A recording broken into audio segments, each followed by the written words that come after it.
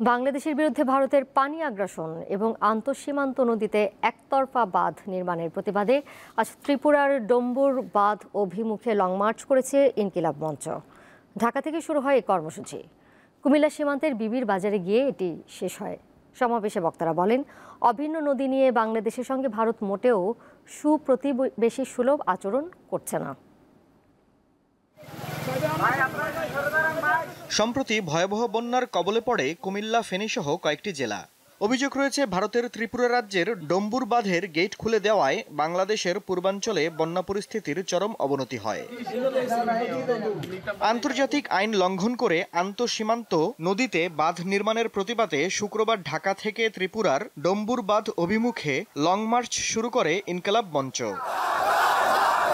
এতে যোগ দিতে শাহবাগে জড়ো হন শিক্ষার্থী ও নানা শ্রেণী পেশার মানুষ। সংক্ষিপ্ত সমাবেশ শেষে কুমিল্লা অভিমুখে যাত্রা শুরু হয়।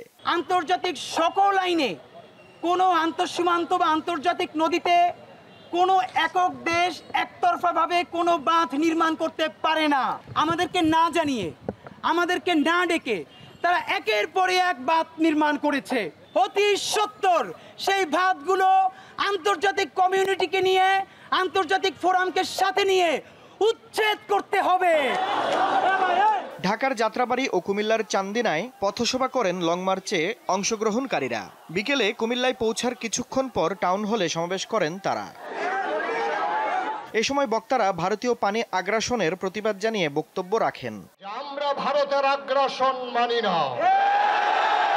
ছাত্র জনতা নতুন করে প্রমাণ করে দিল, ওই আগ্রাসনকে ঠেকাতে গিয়ে যেমন করে আবু সাইদ বাংলার পুলিশের সামনে তার বুক চিতিয়ে দাঁড়িয়েছিল, ওই ভারতের আগ্রাসনের বিরুদ্ধে দাঁড়াতে গিয়ে যদি বিএসএফ এর সামনে বুক পেতে দিতে হয়, বাংলার জনতা বুক পেতে দিতে রাজি আছেন।